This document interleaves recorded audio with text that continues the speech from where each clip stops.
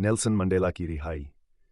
दक्षिण अफ्रीका के महान नेता नेल्सन मंडेला का नाम मानवता, समानता और न्याय के संघर्ष का प्रतीक है। मंडेला ने अपने जीवन का अधिकांश समय नस्लवाद के खिलाफ लड़ाई में समर्पित कर दिया। उन्होंने 62 वर्षों तक जेल की कठोर यातनाएं सहन की, लेकिन उनके हौसले और विचारों को कभी कुचला नहीं जा सका। नस्लीय भेदभाव के खिलाफ संघर्ष। 20वीं सदी के मध्य में दक्षिण अफ्रीका में अपार्थाइड नाम की एक नीति लागू थी। इस नीति के तहत काले और श्वेत लोगों के बीच भेदभाव किया जाता था। अश्वेतों को अपने ही देश में दूसरे दर्जे का नागरिक बना दिया गया था।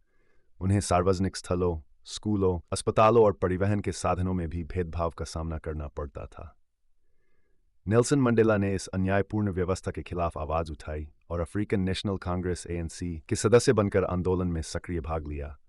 उन्होंने शांतिपूर्ण तरीकों के साथ साथ सशस्त्र संघर्ष का भी समर्थन किया।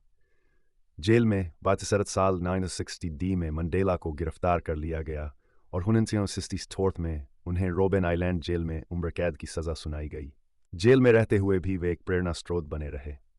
उनके विचार और संघर्ष की गूंज पूरी दुनिया में सुनाई देने लगी। अंतर्राष्ट्रीय स्तर पर उनके समर्थन में आवाजें उठने लगीं।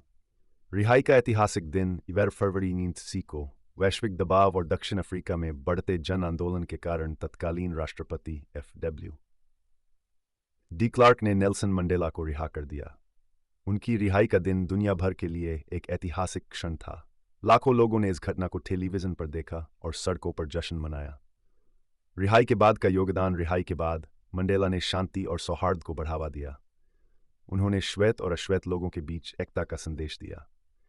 नीलिनेंसडाइथॉर्ड में वे दक्षिण अफ्रीका के पहले अश्वेत राष्ट्रपति बने और समानता, न्याय और मानवाधिकारों को मजबूत किया। नेल्सन मंडेला की रिहाई ने पूरी दुनिया को यह संदेश दिया कि सत्य, अहिंसा और न्याय के संघर्ष में सबसे कठिन परिस्थितियों में भी विजय संभव है। उनका जीवन हमें साहस और दृढ़ता की प्रेरणा देता है।